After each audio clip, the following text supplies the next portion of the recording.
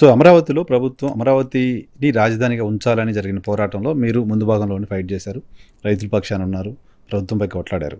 ఇప్పుడు అమరావతికి అడిషనల్గా భూసేకరణ చేస్తామంటూ ప్రభుత్వం చెప్తుంది, ఇంకో 44,000 ఎకరాలు తీసుకోవాలనుకుంటుంది. సిపిఐ పార్టీగా మీ అభిప్రాయం ఏంటి? ఇప్పుడు అమరావతి రాజధాని విషయంలో మేము 100% సపోర్ట్ చేస్తాము. ఇప్పుడు కూడా మా స్టాండ్ అదే, అమరావతి రాజధానిగా ఉండాలనేది. కానీ చంద్రబాబు నాయుడు గారు ఏమంటే అమరావతి రాజధానిగా ఉండాలనే దాంతో ఆయన అన్నీ మర్చిపోతున్నాడు. అన్నీ మర్చిపోయి ఏం చేస్తున్నాడంటే టోటల్గా దాని చుట్టే ఆయన మైండ్ అంతా పెడుతున్నాడు. ప్రభుత్వం అంతా కూడా దాన్ని చేయాలంటున్నాడు. నేనేమంటానంటే అమరావతి రాజధాని ఉండాలి, అమరావతిని అభివృద్ధి చేయాలి తప్ప అమరావతి పేరుతో మిగతా ప్రాంతాలు నెగ్లెక్ట్ చేయొద్దు. నువ్వు అమరావతి నువ్వు చేయాలని చెప్తున్నావు. అమరావతి చేయాలని అన్నప్పుడు ఇప్పుడు నువ్వు 50,000 54,000 ఎకరాలు ఉంది అని అంటున్నావు. నువ్వు అది అభివృద్ధి చేయి. ఆల్రెడీ ఎయిర్పోర్ట్ ఉంది, ఎయిర్పోర్ట్ ఇంకా బాగా అభివృద్ధి చేయి. గన్నవరం ఎయిర్పోర్ట్ ఉంది కదా, అది ఇంటర్నేషనల్ ఎయిర్పోర్ట్ అని అన్నావు. మరి వాళ్ళని అభివృద్ధి నువ్వు అట్లా చేయాలి. కానీ చంద్రబాబు నాయుడు గారు ఏమంటే ఒకటి వదిలిపెట్టి ఇంకో దానికి పోతాడు. ఇప్పుడు నువ్వు ఎవరికైతే నీకు ల్యాండ్స్ ఇచ్చారో ఆ ల్యాండ్స్ ఇచ్చిన రైతుల్లోనే అసంతృప్తి వస్తుంది. ఇప్పుడు అవునా? ఖచ్చితంగా వస్తుంది. వాళ్ళు ఎవరైతే ల్యాండ్స్ ఇచ్చారో వాళ్ళు ఏమనుకుంటున్నారు, మాకు ప్లాట్ డెవలప్ చేసి మాకు ప్లాట్ ఇవ్వండి అంటున్నారు. ప్లాట్ ఇస్తే కూడా డెవలప్మెంట్ అవుతుంది, ప్లాట్కి వాల్యూ కూడా ఉంటుంది. వాళ్ళకి వాల్యూ పెరిగింది. దాన్ని మరి కొంతమంది అన్నట్లుగా వాళ్ళంతా ఇదిగా వాళ్ళకి మేలు జరగలేదని కరెక్ట్ కాదు. భూమి రేట్ జనరల్గా పెరుగుతుంటుంది, ప్రమాణంగా పెరిగింది. వాళ్ళు ఈవెన్ వాళ్ళ ఇది చేస్తే కూడా వాళ్ళకి వస్తుంది. కానీ నేననేది ఏమంటే ఎవరికైనా సరే వాళ్ళ సొంత భూములు అవి, సొంత భూములకి నువ్వు ఏదైతే ప్లాట్లు ఇస్తానో ఆ ప్లాట్లు ఇచ్చి డెవలప్ చేయి. అక్కడ అన్నీ కూడా నిర్మాణాలు పెట్టి మీరు అప్పులు తెచ్చారు, అప్పులు తెచ్చి చేస్తూ ఉన్నారు. ఇది చేసిన తర్వాత ఫేజ్డ్ మేనర్లో ఇంకో దానికి పోవాలి. నేను ఒకటే అడుగుతా, ఇప్పుడు మెట్రో అనౌన్స్ చేశాడు. మెట్రో అసలు మెట్రో అంటే ఒక 40-50 లక్షల జనాభా ఉంటే తప్ప మెట్రోకి ఉండదు.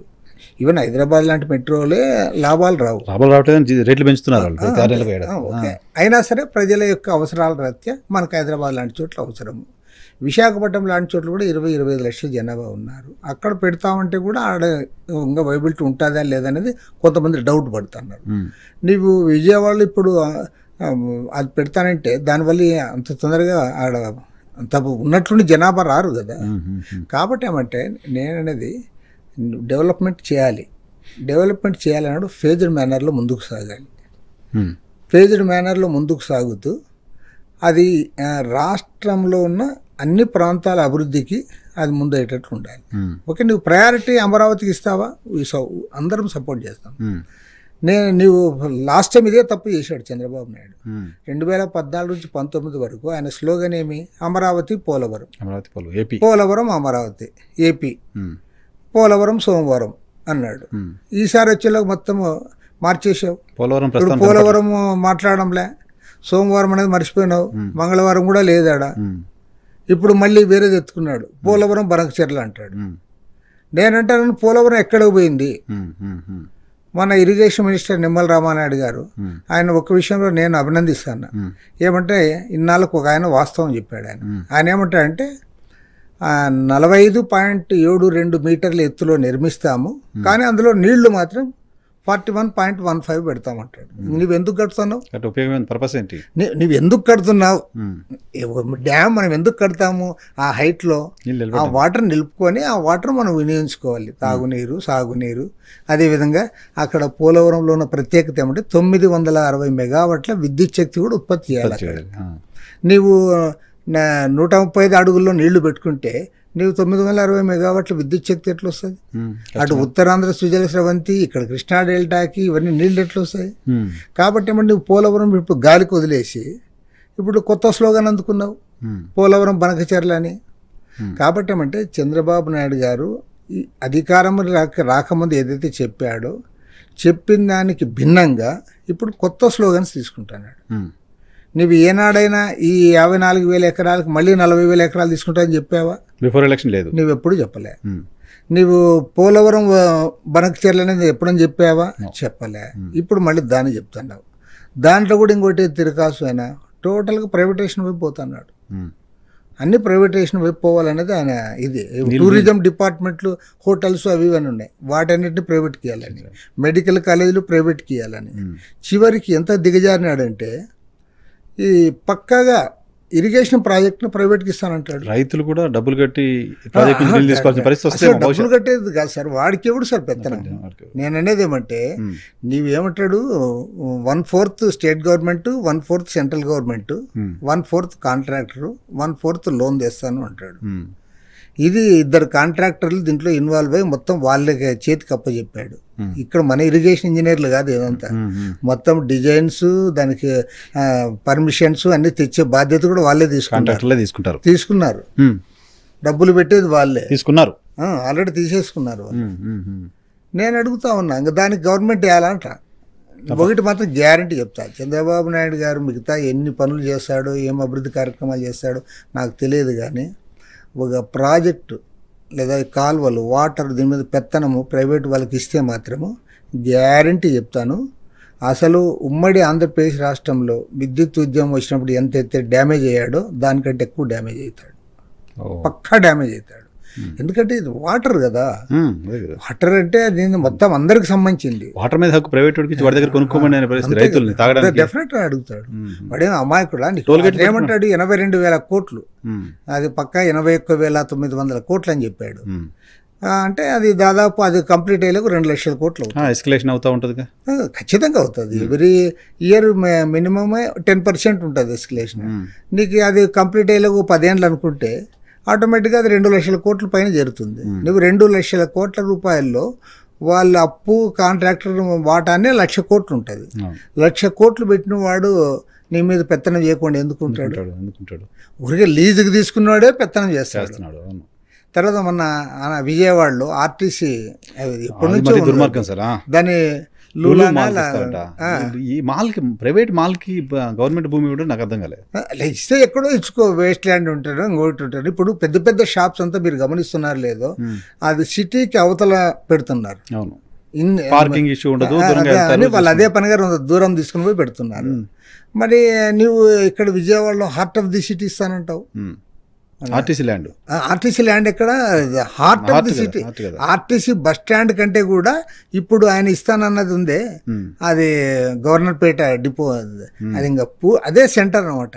దాన్ని ఇస్తానంటావు ఎందుకు? అక్కడ ఎందుకు ఇస్తావు? నువ్వు గవర్నమెంట్ ల్యాండ్ ఉంది కదా, లేదంటే నువ్వు వాడు సిఆర్డిఏలో ఇవ్వు, కొత్త అమరావతి పెద్ద షాప్ వస్తుంది అని చూస్తారు అమరావతి. డెఫినెట్ అక్కడ రేపు పొద్దున డెవలప్ అవుతుంది అది అనే దాంతో నువ్వు ఇచ్చినావంటే కూడా ఎవరు తప్పు పట్టరు. కానీ ఇక్కడ ఇస్తానంటాడు. కాబట్టి ఏమంటే ఆయన ఆల్రెడీ ఆయన మైండ్ అంతా కూడా ప్రైవేటైజేషన్ వైపు పోతుంది. అది ఇప్పుడు అదనపు భూసేకరణకి ప్రభుత్వం ముందుకెళ్తే సిపిఐ పార్టీ వ్యతిరేకించబోతుందా, ఉద్యమాలు చేయబోతుందా? అది పబ్లిక్లో ఏమొస్తుందో చూద్దాం. ఇప్పుడు మేము మాత్రం ఒకటే, మా స్లోగన్ సింపుల్, దేన్ని గుడ్డిగా వ్యతిరేకించదలుచుకోవాలి. అట్లా అని చెప్పి బలవంతపు భూసేకరణ ఎక్కడ జరిగినా దాన్ని మేము వ్యతిరేకిస్తాం, 100% వ్యతిరేకిస్తాం.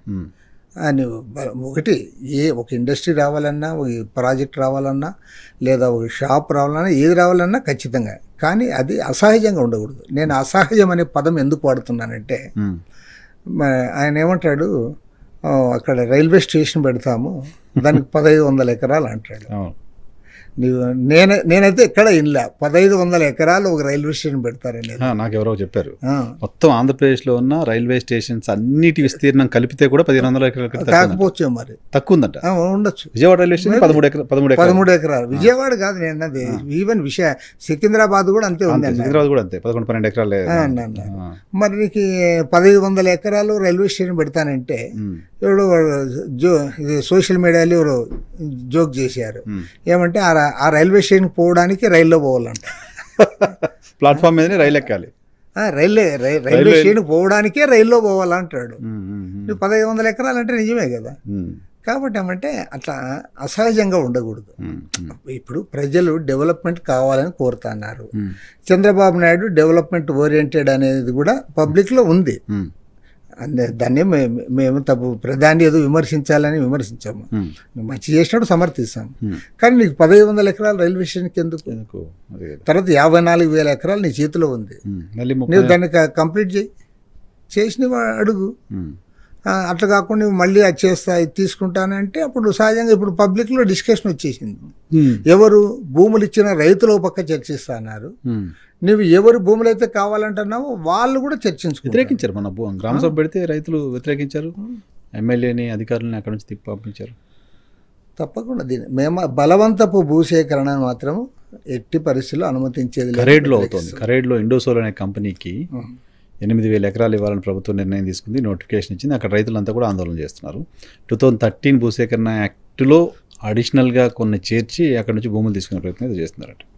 అదే కరేడ్లో కూడా అసలు 8,500 ఎకరాలు ఎవరికి, ఎందుకు, అసలు ఇండోసోల్ కంపెనీ దానికి ఎంత అవసరం ఉంది, వాళ్ళకి కొంత అవసరం ఉంది. వాళ్ళకి ఆల్రెడీ ఇంతకుముందు జగన్ గవర్నమెంట్లోనే వాళ్ళు 500 కోట్ల డబ్బులు ఏదో కట్టారు, పక్కన ఇచ్చారు. ఇప్పుడు దాన్ని బీపీసీఎల్కి అడిగారని అన్నారు. ఓకే, వాళ్ళకి ఇవ్వాలి. ఆల్టర్నేటివ్ కావాలంటే వాళ్ళకి ఎంత కావాలి, నీ తర్వాత దానికి పడావు భూములు ఎక్కడైనా ఇవ్వడానికి అవకాశం ఉందా లేదా, ఇవన్నీ కూడా మీరు చేయకోకుండా ఉన్నట్లుండి కరేవులో ఇస్తాము. కరేవులో బ్రహ్మాండ పచ్చదనం ఉంది ఆడ. మేము పోయి ఆడ చూసామంటే చిన్న సన్నకారు రైతులు బాగా చిన్న చిన్న పాపం ఆకుకూరలు కాయగూరలు ఇవన్నీ పండించుకొని నర్సరీ పెట్టుకొని వాళ్ళు బతుకుతా అన్నారు. నువ్వు వాళ్ళని పొట్టగొట్టేది ఎందుకు? నువ్వు సముద్రం ఇంకోటి ఏమంటే మన ఆంధ్రప్రదేశ్కి 960 కిలోమీటర్ల సముద్ర తీరం ఉంది. మరి అంత పెద్ద వాళ్ళు ఏమన్నారంటే మాకు సముద్ర తీరంలో కావాలి, ఎందుకంటే వాటర్ బయట దొరికేది కష్టము, ఈ వాటర్ మేము యూటిలైజ్ చేసుకుంటాము, మళ్ళీ ఆ వాటర్ని దాంట్లోకి సముద్రంలోకి వదిలేకి పనికి వస్తుంది అన్నారు. నువ్వు ఇంత పెద్ద సముద్ర తీరం ఉన్నప్పుడు నువ్వు ఆ పర్టికులర్గా ఆ పంట పండే భూములు ఎందుకు తీసుకోవాలా? పడావు భూములు ఉన్నాయి కదా, ఈవెన్ మచిలీపట్నం దగ్గర ఉంది, చాలా చోట్ల తీర ప్రాంతంలో చాలా చోట్ల పడావు భూములు ఉన్నాయి. కాబట్టి ఏమంటే ప్రభుత్వము అడ్డదిడ్డంగా ముందుకు అడుగులు వేస్తూ ఉంది, ముఖ్యంగా భూసేకరణ విషయంలో. తర్వాత ల్యాండ్ ఎక్కువ తమ చేతుల్లో పెట్టుకుంటే అదేదో పెద్దది అనుకుంటున్నారు. నేను మాత్రం గుడ్డిగా ఒకటే చెప్తా అంట, ఎవరైతే భూములు ఎక్కువగా బలవంతంగా తమ చేతుల్లో పెట్టుకుంటారో వాళ్ళందరికీ నెగిటివ్ వస్తుంది ఖచ్చితంగా. దాంట్లో అది దానికి అది ఏమంటారంటే అది ప్రకృతి ధర్మమేమో అనిపిస్తుంది. నేచర్ కూడా అది అంగీకరించదు. 1000 ఎకరాల భూములంతా కబ్జా చేస్తాం, 1000 ఎకరాలంతా మా అధీనంలో పెట్టుకుంటాం, 1000 ఎకరాల పైన మా మాట జరగాలి అని అనుకుంటే మాత్రం అది నెగిటివ్ అవుతుంది. నువ్వు 54,000 ఎకరాలంటే చిన్నది కాదు కదా, చెయ్యి, డెవలప్ చెయ్యి. మిగతా చోట్ల వాళ్ళకి ఫ్రీడమ్ అక్కడ కూడా డెవలప్ కావడానికి, లేదంటే కొన్ని కన్సెషన్స్ ఇచ్చి అంటే అర్బనైజ్ కావడానికి ల్యాండ్స్ ఇది చేసుకుంటారు కదా, అట్లా వాటికి ఇస్తే అయిపోతుంది. అంతేగాని మా చేతిలోనే 1,00,000 ఎకరాలు ఉండాలి, మేము చెప్పినోనికే పట్టా ఇవ్వాలి అంటే అది కరెక్ట్ కాదు. నష్టం జరుగుతుంది. మీరు అన్నట్టుగా భూమిని బలవంతంగా గుంజుకుంటే ప్రభుత్వాలు విలన్స్ అవుతాయి. తప్పకుండా అనుమానమే లేదు.